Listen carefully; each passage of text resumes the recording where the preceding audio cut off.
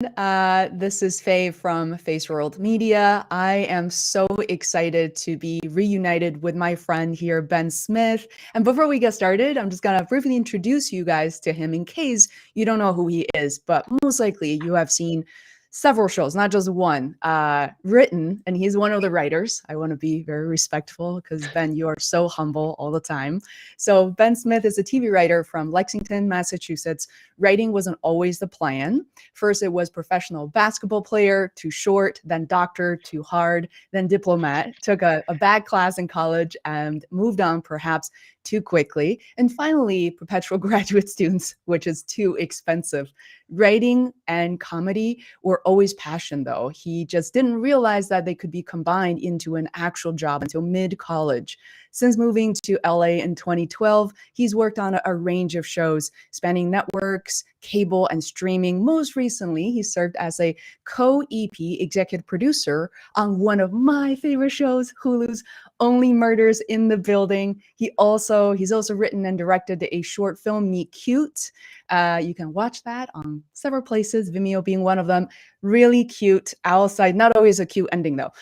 So outside of writing, Ben enjoys rock climbing, sports, role-playing games, and relaxing with his girlfriend and their two cats, Fox and Scully. Welcome, Ben. I'm so glad you are back. Thank you for having me. I'm excited to talk to you and everyone else about writing. Yeah, I'm so excited. As I mentioned, sometimes after I go live, people are at work right now, probably a little chilling in on a Friday, but then I always get these comments and feedback after we've gone live. So please describe, you have this white background. You are about to step into work. It's 8:30 your time in LA. Mhm. Why are you up so early? What are you going to do today? Well, up early, a little, well, for this certainly, but also we, well, I'm, we're right now working on season 3 of Only Murders in the So we've started about 6 weeks ago. So we're back in the office. I keep looking around. There's nothing to show. It's just my own office is just all white.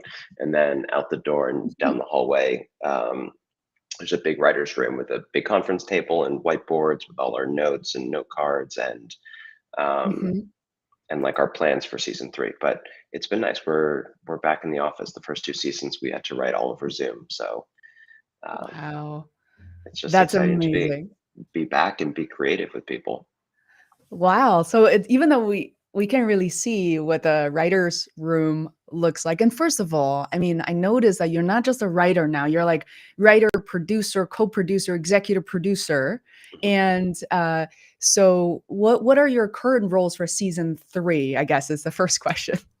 Yeah, and some of those titles are misleading, I would say. Mhm, And some of the titles, especially in TV, are tied to our union, the Writers Guild, and what's mhm. negotiated. And so some of it's just a representation. And if you can, there's a loud car outside, but some of it is just purely a reflection of your longevity in the career. And you get their titles, start as a staff writer, then story editor, executive story editor, producer, supervising Mhm, producer, consultant producer, co-executive producer. It goes up and up and up. Some of it's just a reflection of your time doing the job, but sometimes it does carry other responsibilities because in addition to writing, the producing side of things might be involved in casting, might be involved in helping out on set, might be involved in coordinating between departments for episodes, like working with the costume team, working with the props team to kind of explain what the vision is in the show mhm, in each mhm. scene, and then some of it could be editing. So the producing is very broad and it varies from show to show, like what your boss needs of you. But right now, it's kind of those early stages where we've spent the last couple of weeks just talking very broadly about what the season's going to Mhm. be what stories we want to tell. And so my day-to-day responsibilities right now are like participating in big conversations as a room, sometimes facilitating them, sometimes taking a back seat, but it's kind of you all just it's right now it's just the fun generative period where everyone's just coming up with ideas. Wow, that is a really fun period, I gotta say. I remember working in consulting and marketing, we always have this, phase where we're just all brainstorming, so I wonder, uh, to kind of get an idea of the timeline, Mhm. is now seems like at the beginning of season 3. How long does the writing or the before production begins? How long is the writing period, and how long is the brainstorm in respect to that? Yeah, so I think right natively expected to work until maybe mid or late January. In terms of the writing, time out this year that around then is when we'll start filming as well. Although I'm not Mhm, positive about the filming side of things. A lot of that is depends on actor schedules and other logistics. But the writing we've started will work about 24 weeks. And I'd say we take like these first 4 6 weeks to talk very broadly. mhm, But we'll also mapping out the season, we kind of know like this is a checkpoint for 4. But like we know that episode, we know what this is and this is. So right now we're writing, some people are off writing episode 1. We're kind of in the process of outlining episode 2, and we have mhm. tentative ideas for what the future episodes will be. But obviously every time you reach it, you kind of reassess it and see, okay, that's what does that still feel right, and kind of flesh it out more. Wow. This is so cool. Do all your friends, like, when when they meet with you and they're like, "Oh my god, our jobs are so boring compared to yours," are they kind of always in awe when they talk to you, or what is that like? I don't know. I don't know how they feel. I think it's funny for me. One, a lot of my friends work in the entertainment industry, Mhm, and are other writers, but also I am like surrounded by this all day, such that I find other people's careers and lives like novel and refreshing too. It's like I've spent all day talking about TV, and now like of course I want to hear my girlfriend. She's a teacher. I like hearing about work. I used to live with work in the sciences, like want to hear about their work. And I think actually when I was in undergrad and I loved the liberal arts education of it all. Like I loved having a really broad mm, knowledge base and interests. And I feel like the older I get and the more I like advance in one career, I feel like becoming an expert at one thing. And so mhm. I kind of sometimes miss that well-roundedness. And so I always love talking to other people about what they're doing. And maybe conversely, they enjoy talking about what I'm doing. But yeah, I don't know how they feel, but at the same time, I love hearing about other people's lives. I think that's kind of necessary, right? Because I see a lot of parallels and a lot of references to real life. I think that's what Mhm. makes the show so interesting. Do you ever find yourself like in conversation with friends and you all of a sudden pull out a notebook?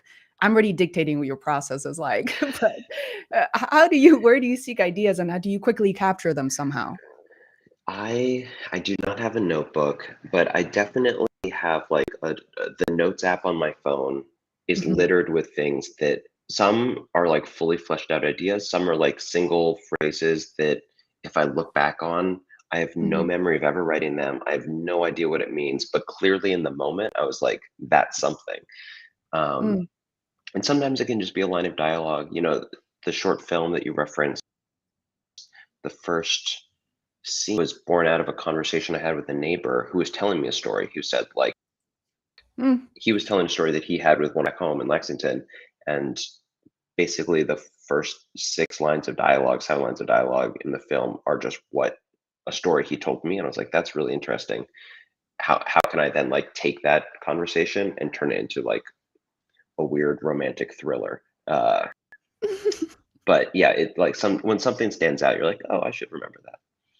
Yeah, no, I remember watching Meet Cute nearly 4 or 5 years ago, and today I Mhm, rewatched bits and pieces of it. It is funny and dark at the same time, so, mhm, uh, yeah, it makes us really wonder. I'm not gonna give the plot away, but it's like, when do we, be suspicious of life? When do we actually let everything to come in? And I think it's very telling, very revealing during the pandemic as well. I think it really changes people's relationships and it kind of made us more doubtful towards everybody, but then all kind of all coming back together. Like how has the past few years, that's something that we haven't talked about, really changed mhm. your perceptions, way of working and way of looking at life?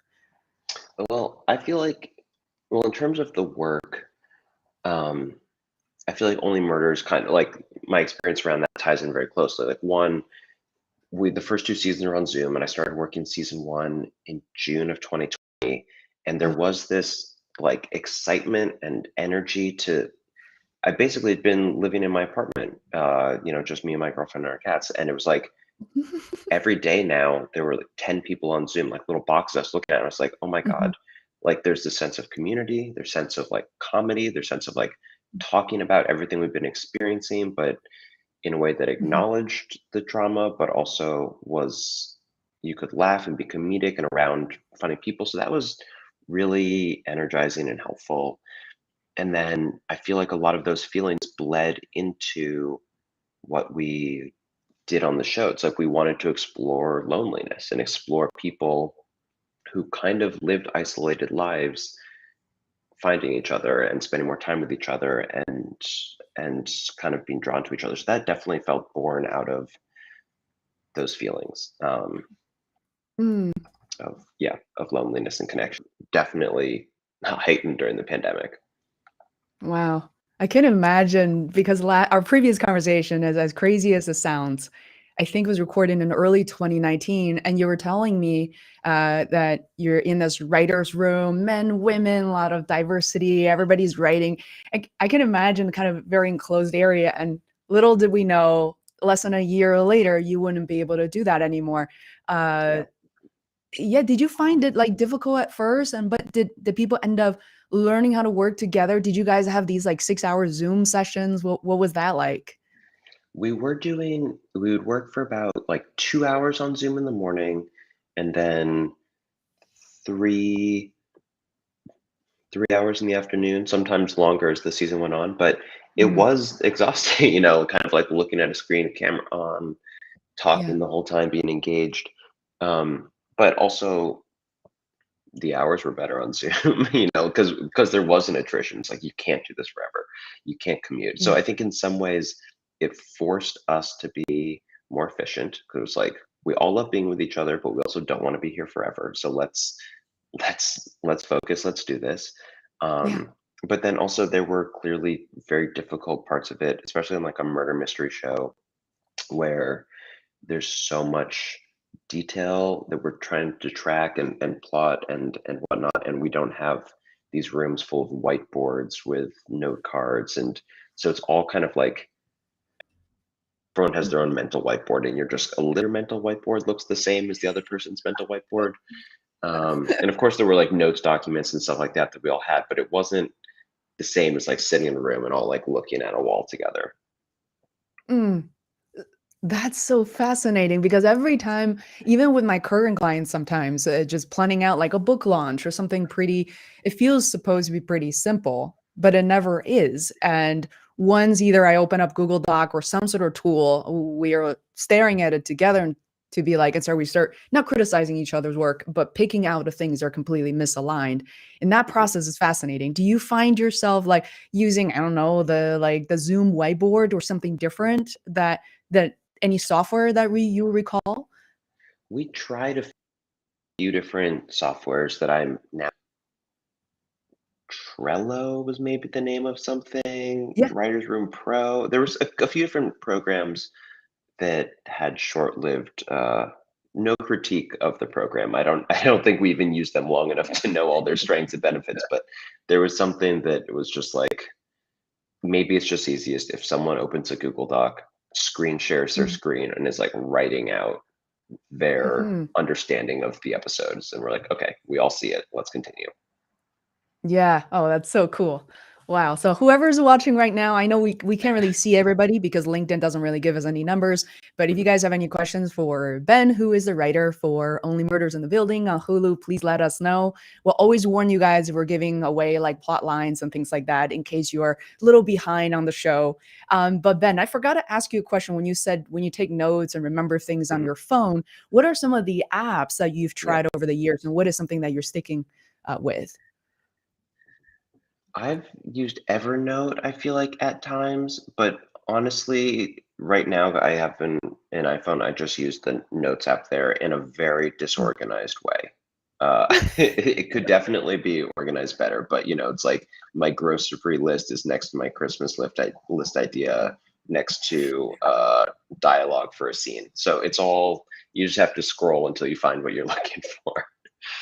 Yeah, this is amazing. My God, I am so intrigued. I have to ask because Mhm, I didn't, it's funny. I am in my late 30s and I didn't really grow up in the US. I had no idea the impact Steve Martin had on mm, multiple generations, on this country, the worldview, on comedy. I mean, it's just unbelievable. I've been told that's the case. So one time, and he's so super into art. One time I was enjoying lunch with my mom, one of her colleagues at the MFA in Boston, and he walked by.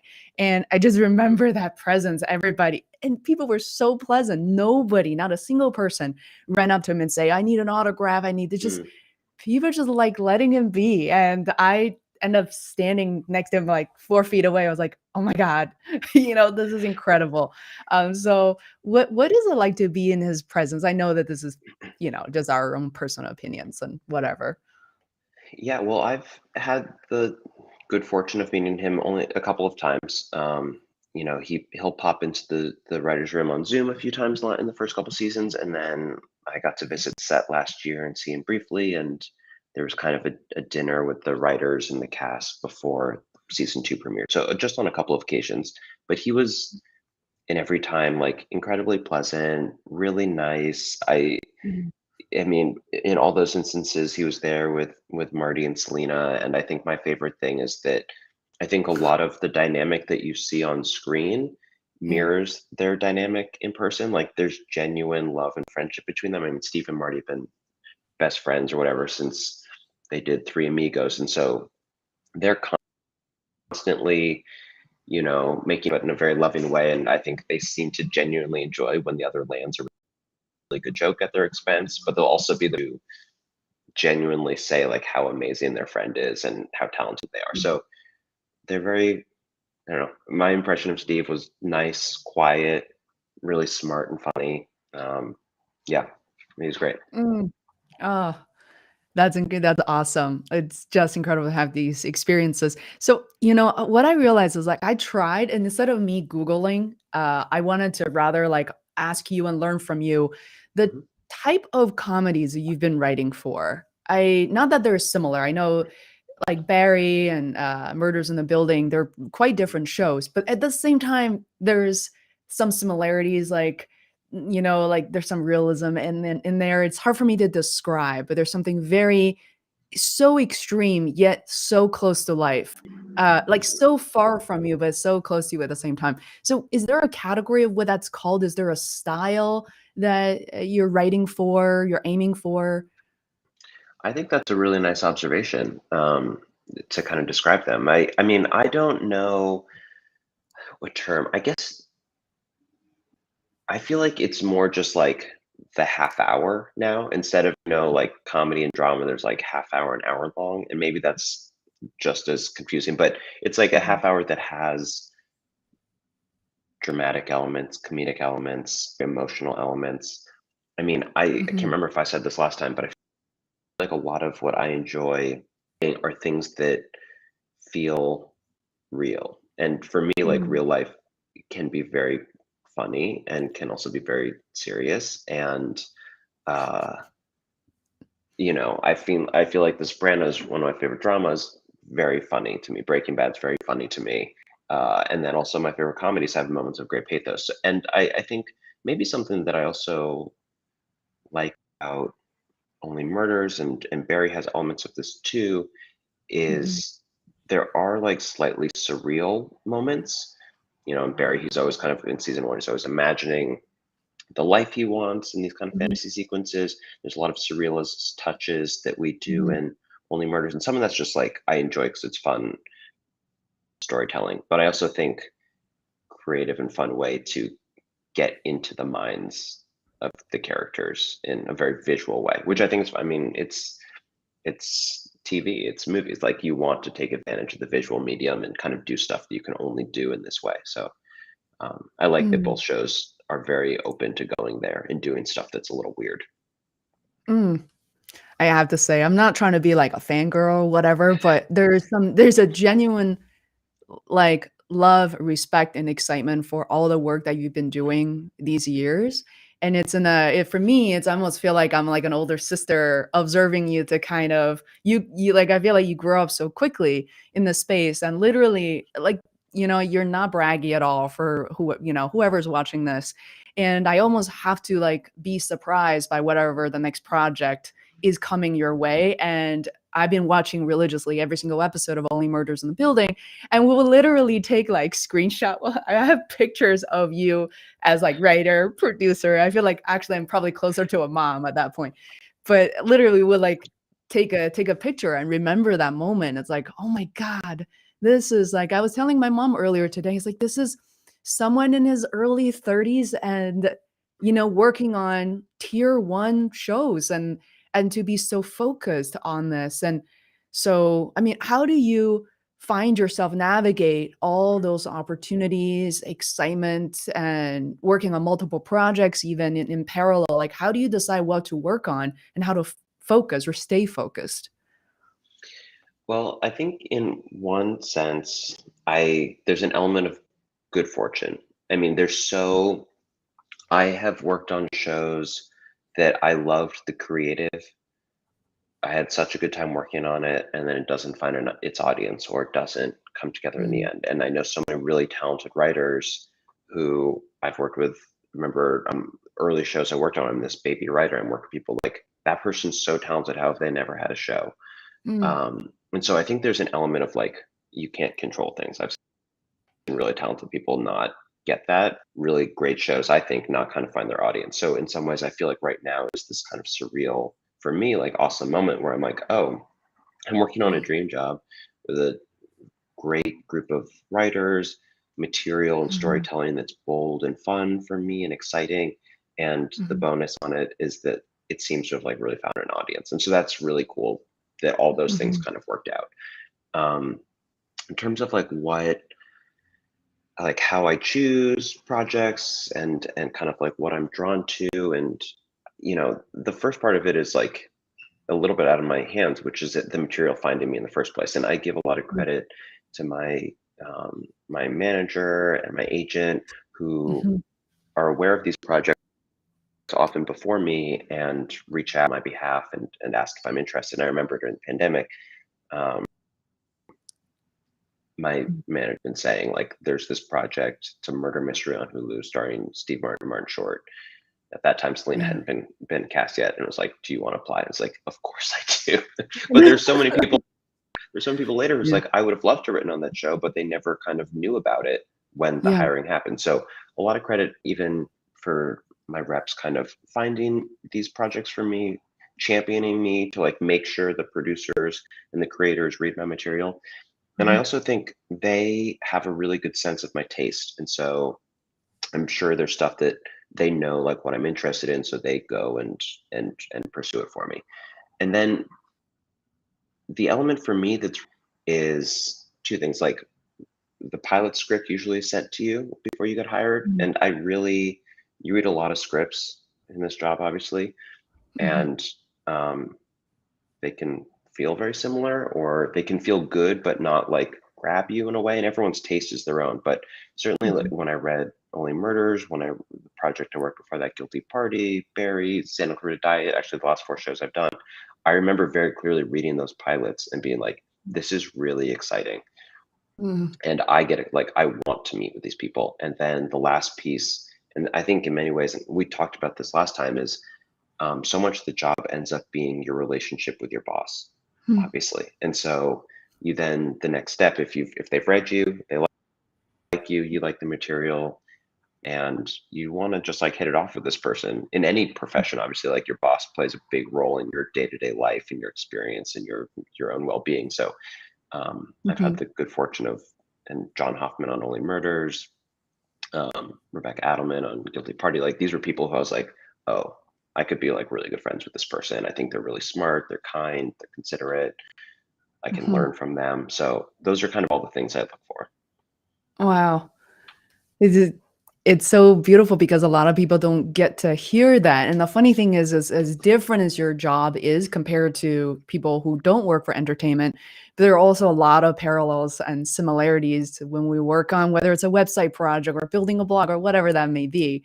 Um, So one thing, I think one of the first questions I sent to you, and I thought it was so Mhm, fascinating, is watching Only Murders in the Building, watching Barry religiously, like really shows that I would be waiting. I mean, by the way, I haven't really felt that way in a long time. I'm not someone who's like waiting for shows to come. Oh, Friday night, like that's long gone. But those two shows are the ones where if I'm busy on a Friday or on a Sunday, I would be like, okay, I'm going to finish work. And that's something I really look forward to enjoy with my family. And having the shows being so short, every moment of it, literally, I'm just sitting there in awe and thinking, like, holy shit, this is a masterpiece.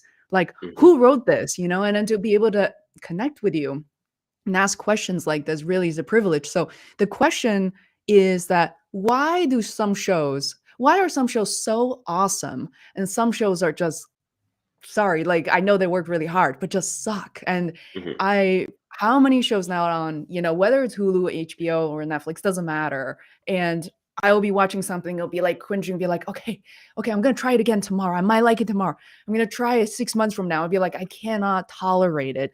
Uh, mhm. Yet some of my friends will be like, recommend these shows, be like, they're completely unwatchable. So what is the chemistry, the dynamic, if it's even possible to break down on what makes something interesting that people are drawn to? Well, I read this question when you sent it to me, and I was like, if I had the answers to this, I have 30 shows by now, you know?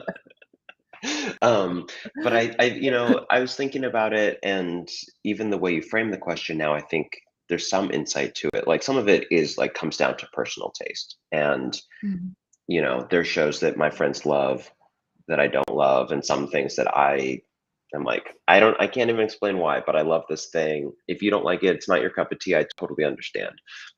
I'm almost like telling them beforehand, if you don't like it, don't worry about it, but I love it. So there is an element of taste. I mean, I think there's also just like peeking behind the curtain. There are Mhm. so many like any TV show or movie that gets made, it's so complicated to do that there are a Mhm. million ways along the way where something can go wrong. Um, I mean, it obviously starts with the idea or the script, and if the idea is wrong or the script is wrong, there's going to have a lot of negative effects there. But even if you have a great script, uh, you could have a great actor in the part, but it's not the right actor for the role. Or Yeah. you could have a director who's very talented, but not like this isn't their style. Or a very talented director who doesn't see eye to eye with the writer, or who doesn't see eye to eye with the executive, or who doesn't see eye to eye with the marketing team. I don't know. There's so many people who participate in it Mhm. whose work is like really important. I think it speaks to like the importance of everybody along the way, from the lighting of the show to the decoration of the sets, the costumes to whatever. Like for any one person, you can watch them and be like, I that person's Mhm. outfit took me out of it. That line of dialogue took me out of it. That character. There's so many things that can affect your enjoyment of the show. And Mhm. sometimes there's this weird alchemy where it all needs to go right. I mean, you can also write like the most perfect love scene and romantic storyline, and if the two actors don't have that perfect chemistry, you Mhm. get the two most famous actors, you're like, it's not going to work. So there is some kind of magic to it. I mean, I do Mm. think on top of it, and maybe this speaks to like the shows you enjoy, uh, I think that we as viewers are, I like to give them credit, like we're smart, Mm. we've seen a lot of stuff, there's so Mhm. much out there that you, at least for like, it sounds like you and me, like we want to see something new, we want to feel something we haven't felt before, we want to like see a story told in a way we haven't seen before. Mhm. And that's like a high bar, but I think it's a credit to the intelligence of a viewer Mm. that you want to be challenged or surprised. So I think, yeah, I think it's like a daily challenge on this side of things. It's like, oh, I want to Mm. make something so good that I would enjoy it, or that a very seasoned viewer would also enjoy. Mm. I feel like that's a Myself. long-winded answer of saying, I don't know, a lot of things can go wrong. Oh, it's a great way to break it down. I totally get it. Again, like my limited reference, even in marketing, it's like whatever the design, the original wireframe, the design, by the time you sell it to the client, going through all the stakeholders, you ended up looking at something like, who did this? Like, did I take part in this? Like, does not look like anything like what my original idea was. Sometimes Yeah. it's better, sometimes it's worse, and you just, like you said, very little control over it. I have to comment now and like looking back, I know that Barry is a project that was like a long time ago, but just briefly, Mhm, the female lead of that mhm, show, I find it so fascinating because she is like the package of someone that I could not stand in marketing, in consulting. It's mhm. like I know she's an actor, but she might as well be the super annoying colleague anywhere you could possibly imagine. It's like makes you cringe. At the same time, she's so perfect. She couldn't be more perfect for that role. I'm just like, hats off to her. And Yeah. then everything turns around. That's magical. I mean, I think, one other thought that occurred to me, and that Sally character maybe, Mm, I don't know, could apply to this, but there's some ideas that I think make better TV shows than others. Some ideas, for example, like would make a great sketch, like a great comedy mhm, sketch where it's like, oh, there's a single idea and it's simple, and it only can last so long. It can last five, it can be really good. But for mhm, something to last 10, 20 episodes a season, 3, 5, 6, 7 seasons, like that single comedic idea cannot sustain itself. Like it needs the things that last are the characters, obviously. And so you need, I mean, the shows that I work on or the shows that I enjoy watching rely on the mhm, characters being able to grow, to mm, change, and even like your relationship with the character, with Sally, maybe like they have to be able to go mhm, somewhere. And I think for some people, like Martin Short on Only Murders, I was talking to my mom the other day, and I think she'd mostly seen him in supporting roles, like supporting comedy roles, where he's super funny, but his character is only on screen in like a movie for a bit, and he's doing a very elevated, silly performance that mm. is so perfect for the movie, but maybe in my opinion, like you can't do a whole show with that character because there's not enough to that character. There's not enough like Interesting. room to grow or change or like heart to it. And so she was like, I love his character on the show. I do as well. Because in her mind, it was like this is a new side of him I haven't seen before. But I think you need Mm, that extra depth and layer for a character to sustain a TV show. And if it's a little too one dimensional or too simple of an idea, it can be mhm. really funny or really great, but it can't last forever. Yeah, wow. That's gonna trigger a lot of questions right there.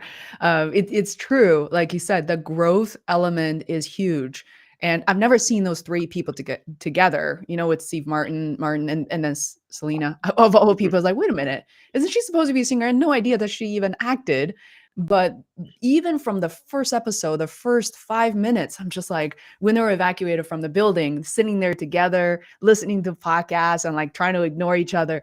It felt so real life. It's like the Mhm. 3 super awkward, would never even appear together people. You put them together, like magic happens. Like, what are they gonna do? And I also love the fact that there's kind of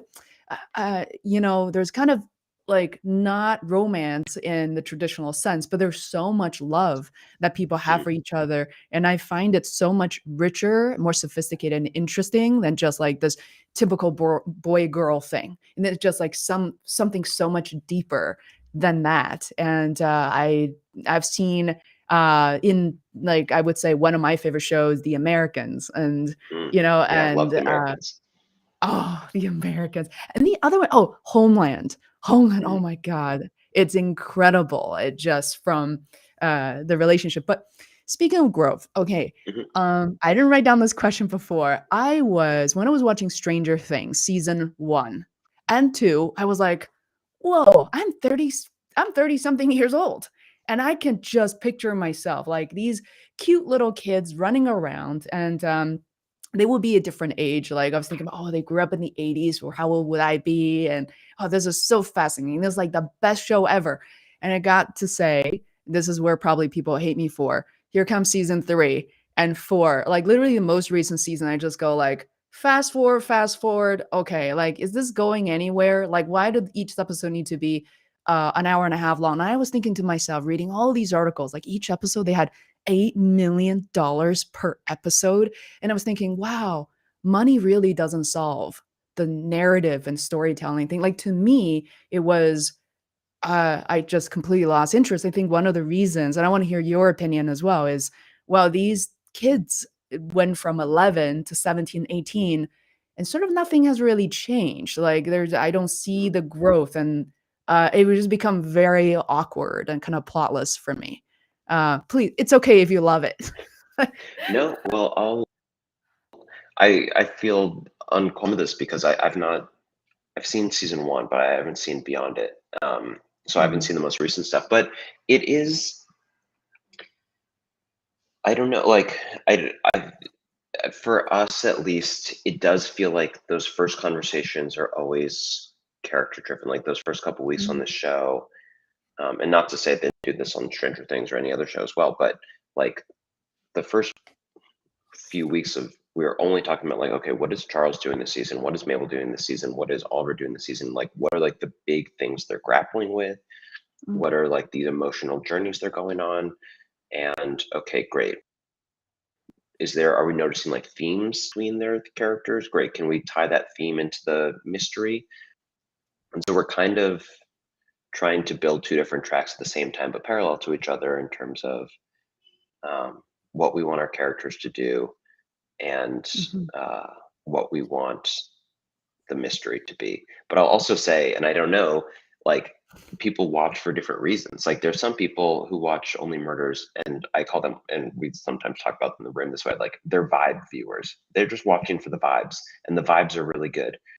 And like mhm, it's like this is just the energy. Like I'm not thinking too hard about the logic of the mystery or mhm. whatever. Like I know they're solving it. I love hanging out with them. I love seeing their characters grow and the way they joke with each other.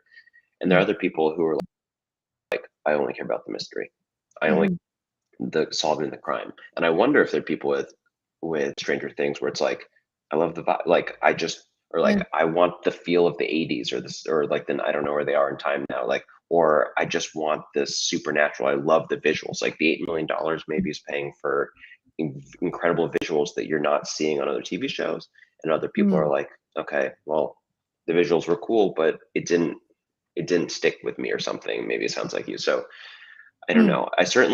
I think like you, we lead with the characters, or like that's where my thing is first. But I've also realized that like sometimes I'll care so much about one thing, mm. and then a viewer is like, "Oh, okay." I mean, that didn't matter to me. I'm like, "Oh, okay. That didn't I matter guess to you you. have different preferences." That's so fascinating. I mean, I can think of another example. I was so impressed by Westworld. It's the type Mm, of season 1.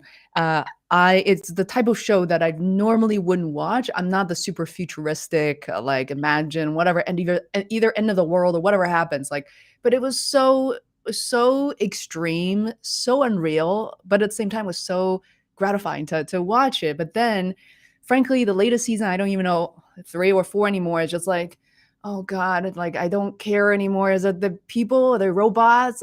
People killing people, robots killing robot like, it just I was so lost, and at the to kind of in contrary to that, oh my god, mhm, Ben, watch Old Man, please. Have mm. you seen it? I haven't yet, FX? but you're not the first person who's recommended it. Wow, I am just not giving anything away. It's like, Okay. literally, I find myself watching a scene for 20 minutes, maybe not that long, but literally is this guy, an old man, standing at the doorway with a woman talking, and I'm just like, "Oh," like, I wanna watch I don't wanna miss any second of it, and as I Yeah. look at I'm sitting there thinking, "Well, this set has probably cost, like, 20 bucks," if or, like, something so cheap, and yet you're just like, the characters just feel so strong, so much is at stake, so many twists and turns, and, I I don't know. You guys are magicians. I think that's what writers are Oh, to yeah. me. Thank you. What was I I think that sometimes, and I also only see beyond, I think saw the first half of season one of Westworld, and so I'm saying this without Mhm, having seen where it goes. But I think something that I've also experienced in the shows I've worked on is almost a feeling like each season needs to be bigger than the last season, especially if these shows that are high concept and are mysteries or dramatic, or it's like, season one of Only Murders, it's three people in the lobby of their building trying to solve a crime that no one else cares about. And every season, every time they solve a case, they become bigger. And by Mhm. it becomes harder and harder to make the world feel small. It's like, Mm. and I think maybe as you're saying, like a conversation with an old man, two people talking in a doorway, like that's riveting. And I think also I love those really small, intimate scenes. And so sometimes there's this thing of like Mhm. the world is getting bigger and bigger, which might have to happen naturally, but you're still fighting to like find the really small, intimate moments. But it just Mhm. becomes a little more complicated the bigger the world gets. Yeah. Wow. This is so cool. So I gotta, Hmm. uh, I see a lot of unreliable narrators seen in Hmm. it. You're like, no, okay, all right, it didn't actually happen. Where did it happen? And now you're all like, that. This is why my mom still only watches like families, like puppy show. She's like, I don't get any of this anymore. And it's like you have to train your brain with the ways things are written these days. And I know that Ben, you mostly probably have written for TV shows, but I was just wondering like, do you have the vision of writing for movies or any other types of shows? Are they gonna be drastically different from one another? I definitely have interest in writing movies. And I think well, for probably many reasons, but one thing that is appealing is kind of like this romantic idea of you have the whole story, you know, Mhm. like you're telling a beginning, middle, and end, and you can kind of tell it and end it the way you want. Sometimes you're like, okay, Mhm. that was the story. Okay, now I have to like keep adding. Okay, I have to like keep going until we fail, Mhm. or like you. Maybe that's a very cynical way of putting it, but there's something I think very simple and romantic about being like, this is the story, this is the size of the story I want, and I get to tell the beginning, middle, and end. So Mhm. definitely something I'm interested in. How do you know if you have failed? How do you measure your own success versus failure? That was a really interesting point. Well, I guess in the way I was saying it, fail is someone out of your hands has canceled it or whatnot. But I Mm. don't know that that's failure in Mhm. terms of like what I can control. Even earlier when I was saying like there's so many factors that are involved in a product. Mhm. Um, I don't know. I mean, there's also a difference between like a show or a project succeeding and failing, and then also kind of like what my job is. Like my job is not I view my job as supporting the show of the Mhm. creator, John Hoffman. Um, and so my job is to help him make the best version that he wants. And, part of it is like the reason we're all hired is we bring something of our own and our own perspective. And so he always like wants us to like throw the craziest idea out there for him to think about. I'm like, does that work? Does that work? I want to be challenged in how I think. I want to take advantage of things differently. But once he settles on something, it's like my job to make the best version of that. So Mm. I think there is a feeling in the room that is a little bit divorced from how the audience divorced from like how the executives and the corporate side of things view it of like did we had an idea in the room, the 15 of us, before anyone was hired, before it was filmed, like did we execute on that idea? And Mhm. um sometimes I like going just back to that of like just like the pure creative side of things that we control. Did we tell the story we wanted to tell? Mm. I love the balancing act that you have to do. I think in every job there's something that we find it challenging where we don't want to do, but we have to push through it.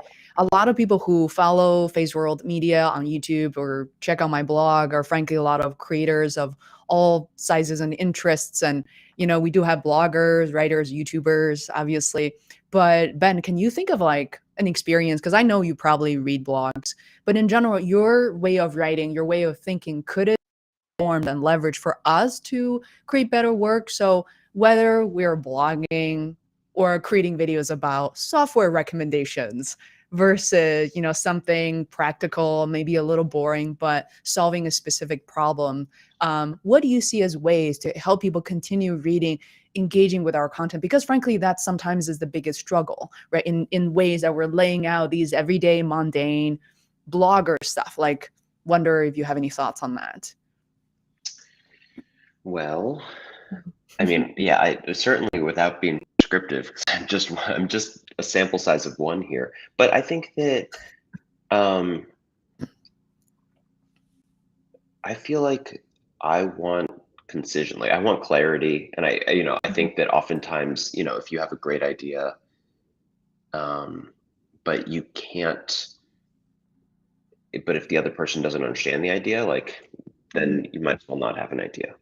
There's so many times where like in the room, someone will pitch, because our job is to like pitch ideas, jokes, scenes to each other as we build. And if you have it in your head and you say it, the other person does not see it perfectly, then it's kind Mhm, of like dead on arrival, even if it was a good idea. mhm, And maybe it'll have to be pitched later, or you come back around to it later. And so I think uh, there's a real. I feel like I'm giving the most basic answer. I'm like, it should be clear. Don't mhm. overcomplicate it.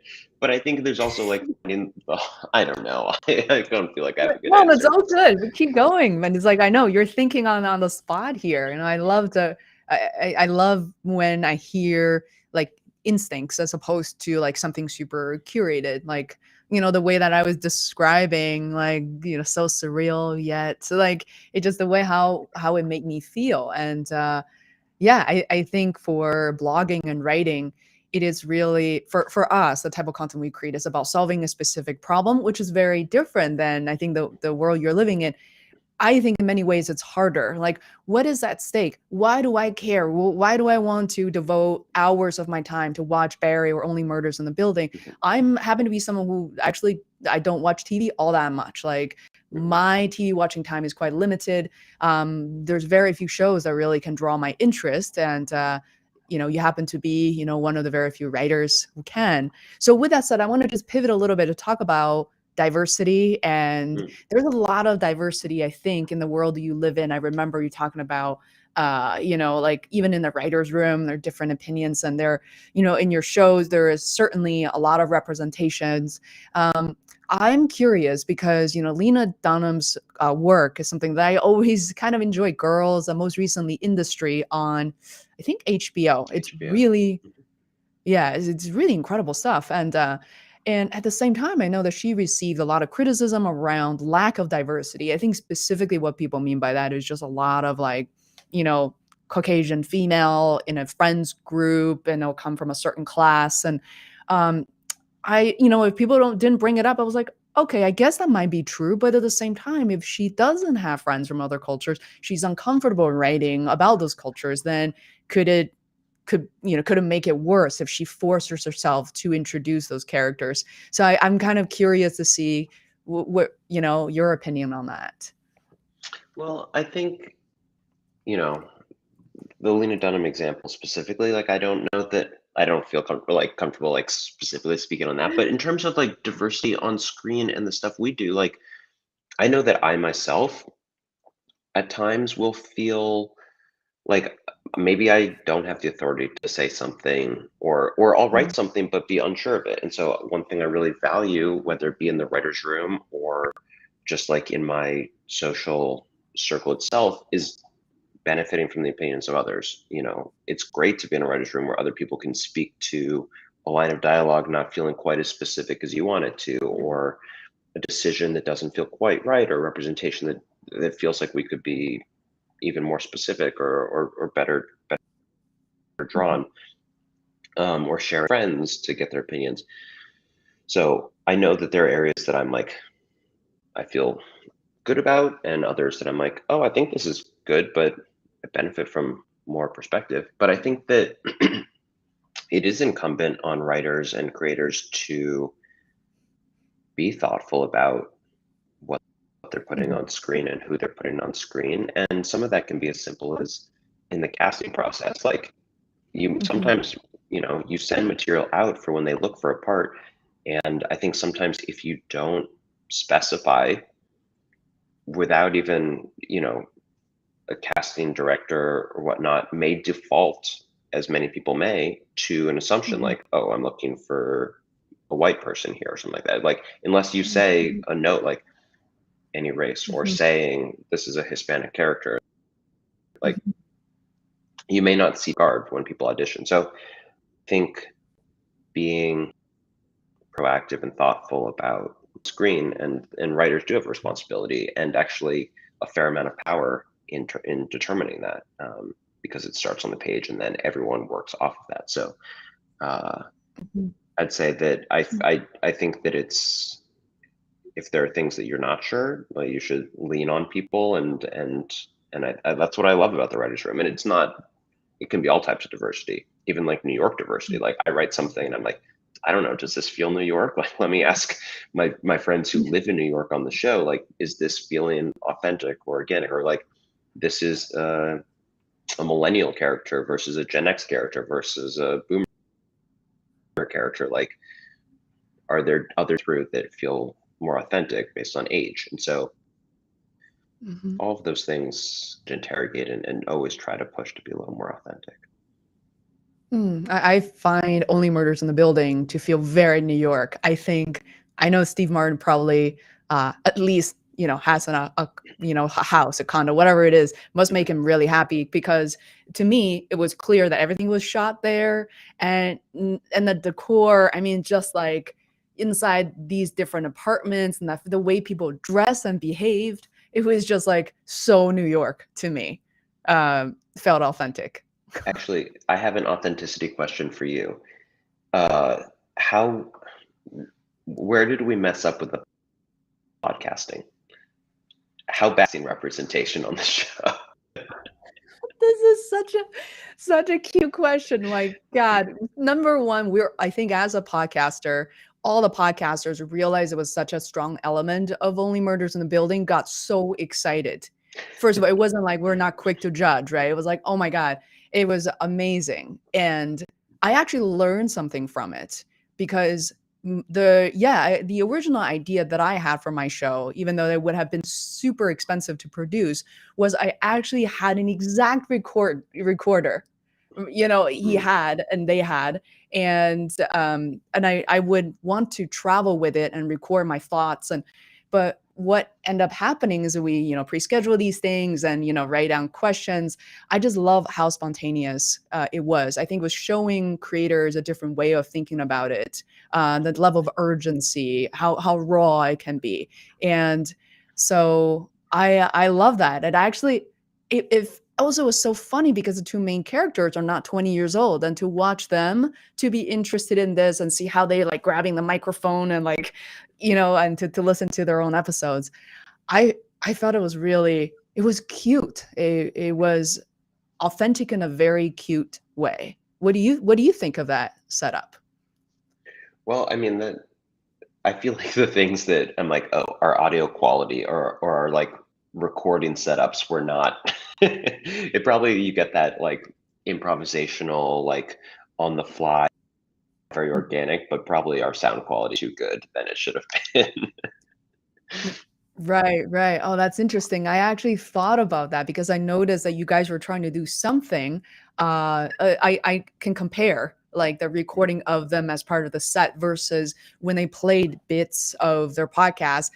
I could tell that you're trying to like downgrade the quality a little bit, maybe not enough, but it's like I was thinking, how expensive would it be to produce a show like that? Mhm. So what a great question. I almost forgot to even bring it up. Thank you, Ben. What is new for you in the future? What can we look forward to? Any hints? Is there hints for like what happened in season three, or like general projects? Um, oh wow. Uh, I think, well, this is a great question, but I don't have a good answer in a very sad way. Like what's new for me is we're going to be writing and filming season 3 of Only Murders, and I don't have any like uh side or like my own individual projects that are Mhm. very far along. But definitely working on starting that up soon. Yeah. The short answer is I don't have anything right now, but I'm looking to start developing something in the next few months. Wow. Well, what is it like? I know we have to let you go back to your writer's room.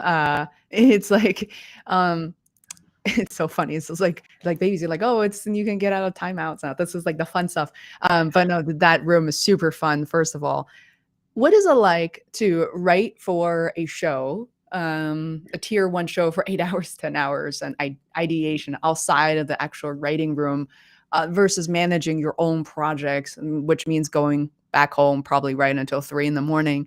I mean, I went through that for my own podcasting journey. What is that like for you? I mean, to be honest, I think I don't do much writing.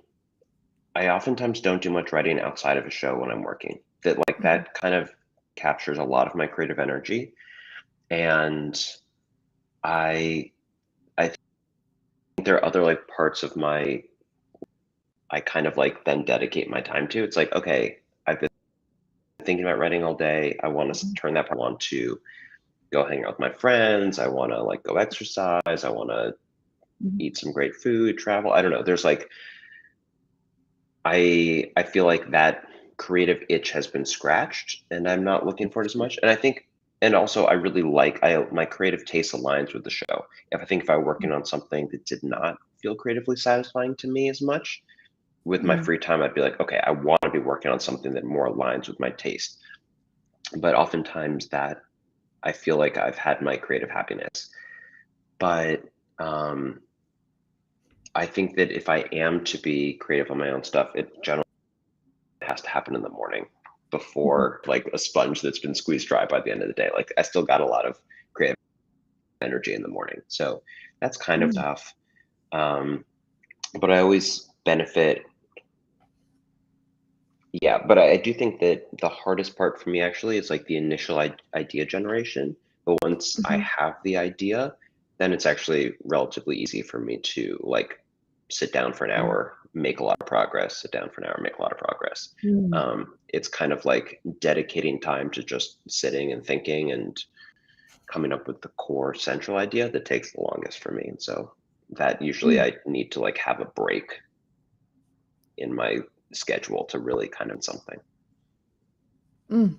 Makes a lot of sense. That's a great question. Thanks so much, Malcolm. And I should let Ben go back to work.